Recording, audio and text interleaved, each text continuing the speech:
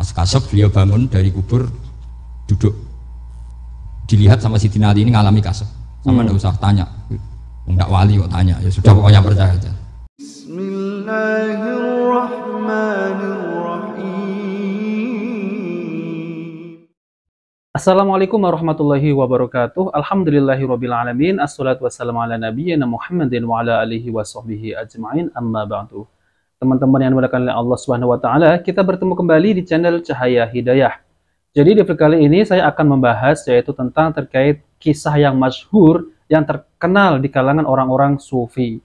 Yaitu apa? Yaitu kisah ketika sahabat Umar bin Khattab itu wafat, lalu kemudian masyarakat mengantarkan jenazahnya ke liang kubur. Dan sahabat Ali bin Abi Thalib itu hadir. Lalu kemudian masyarakat itu beranjak pergi. Namun sahabat Ali ini memilih bertahan, yaitu di makam sahabat Umar yang telah dikubur tadi. Yaitu malaikat Munkar dan Nakir itu mendatangi sahabat Umar. Itu sahabat Ali itu kasyaf katanya di dalam kisah tersebut. Melihat kuburannya sahabat Umar itu didatangi malaikat Munkar dan Nakir, yaitu ditanya.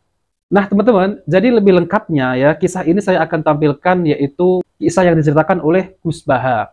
Namun kisah ini telah dikritisi ya, karena apa? Kisah ini tidak bersanad dan bertentangan dengan dalil-dalil yang sahih tentang fitnah kubur. Nah oke teman-teman, kita langsung saja mari kita simak videonya ya. Sayyidina Ali itu pernah minta kasaf sama Allah. Saya percaya tidak semua orang alami marbuka ditanya itu. Ya Allah, saya minta kasaf itu ngerti alam gaib. Oke.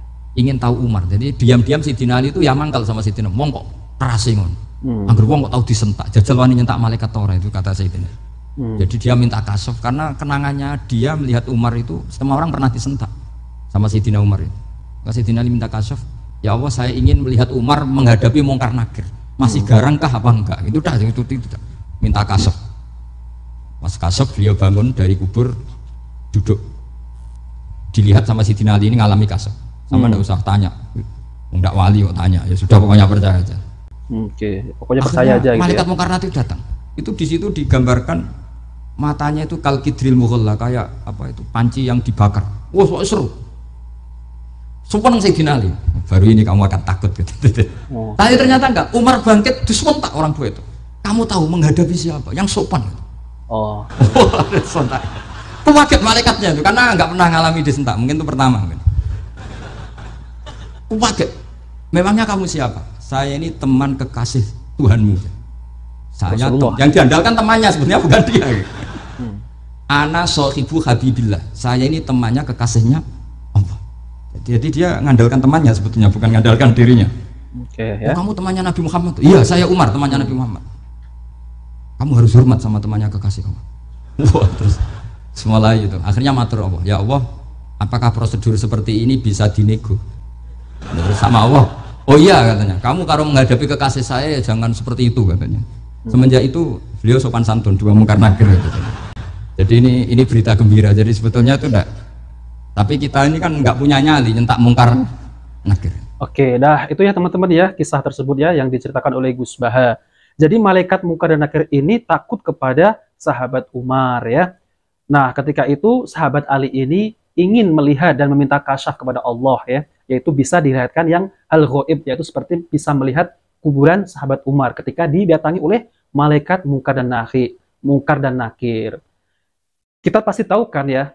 Malaikat Munkar dan Nakir ini kalau dalam hadis itu digambarkan malaikat yang sangat keras sekali ya, yang sangat wajahnya itu menakutkan gitu. Namun di dalam video tersebut itu sahabat Umar itu membentak malaikat Munkar dan Nakir. Nah teman-teman, jadi pertanyaannya ya, apakah kisah tersebut itu sahih?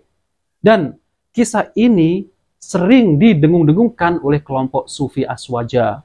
Namun kita tidak pernah mendengar kisah tersebut itu diceritakan oleh kalangan Ahlus Sunnah. Nah teman-teman, jadi kita akan bahas ya, benarkah kisah tersebut itu sahih?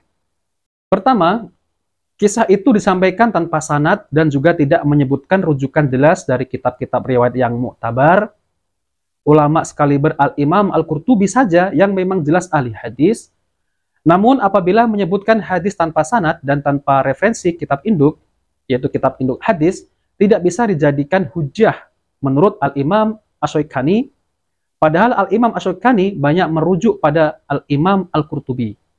ya. Tapi pada saat Al-Imam Al-Qurtubi menyebut sebuah hadis tanpa sanad dan tanpa rujukan dari kitab induk hadis, beliau menolaknya dan memberikan kritikan. Nah, ini sekelas ulama ahli hadis ya teman-teman. Jadi menolak kisah yang tidak sahih semacam itu. Namun kalau kita lihat kisah semacam ini itu sangat populer dan beredar. Seakan-akan kisah tersebut itu sahih.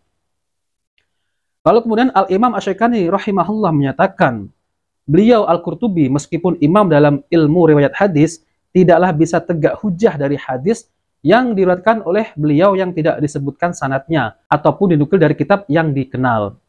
Fathul Qadir Al-Jami' Baina Fana Ar-Riwayah Wad-Diryah min Ilmi Tafsir karya Asy-Syaikani, halaman 1 nomor 536.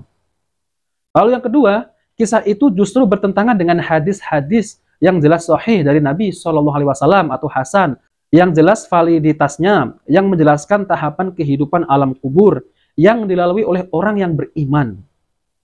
Kita akan sebutkan 3 hadis, yaitu hadis Anas, riwayat Al-Bukhari dan Muslim, kemudian hadis Abu Hurairah, riwayat At-Tirmizi, serta hadis Al-Bara' bin Azib, riwayat Ahmad.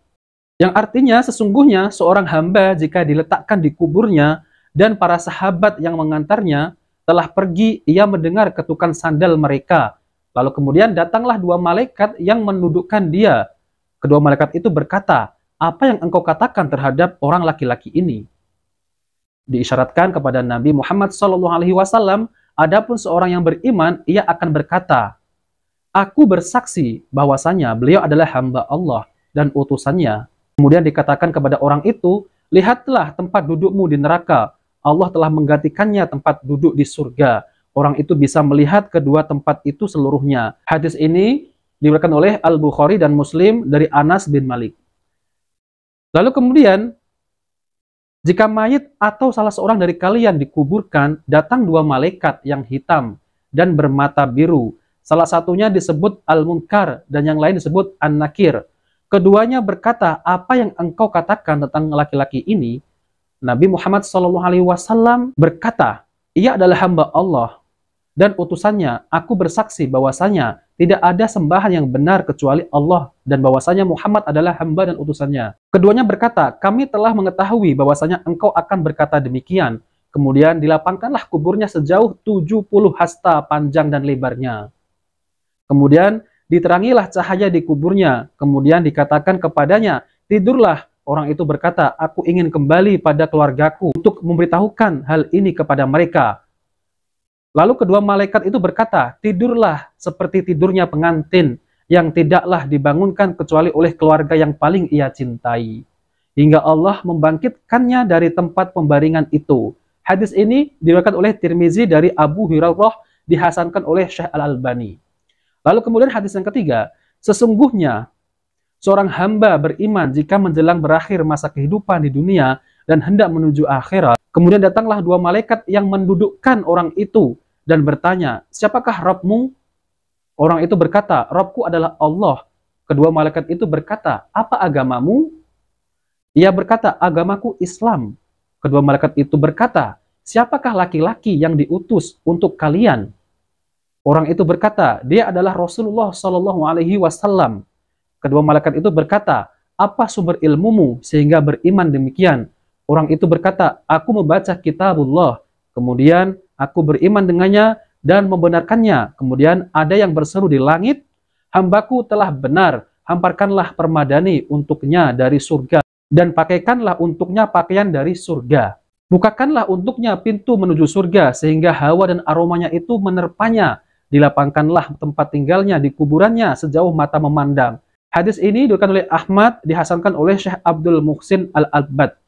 Nah teman-teman, jadi inilah ya bantahan dari kisah tersebut ya, bahwasanya kisah tersebut itu bertentangan dengan dalil-dalil yang sahih. Teman-teman yang dimuliakan oleh Allah Subhanahu wa taala, jadi ini adalah sebagai nasihat apabila kita ingin menyampaikan kisah-kisah seperti kisah para sahabat Nabi SAW maupun kisah-kisah orang terdahulu, orang-orang soleh terdahulu, kita itu harus meneliti benarkah kisah tersebut itu sahih, apakah ada riwayat yang sahih kisah tersebut. Kalaupun kisah tersebut itu hanya dituliskan di dalam kitab, namun kisah tersebut itu tidak memiliki sanad, tidak sahih jadinya ya, maka dari itu itu jangan diambil, jangan disebarkan. Dan ini sangat berbahaya karena ini bertentangan dengan hadis-hadis yang sahih. Nah, kesimpulannya, jadi kita harus mengambil kisah-kisah yang menjadi suri tauladan, ya sebagaimana Nabi kita Muhammad Shallallahu Alaihi Wasallam dan para sahabat generasi yang terbaik, yaitu generasi para salafus soleh. Inilah yang kita bisa ambil kisah-kisah tersebut yang jelas-jelas riwayatnya sahih. Nah, teman-teman, itu saja yang bisa saya sampaikan. Jika video ini bermanfaat, jangan lupa like dan subscribe di channel Cahaya Hidayah. Wabillahi taufiq wal hidayah. Wassalamualaikum warahmatullahi wabarakatuh.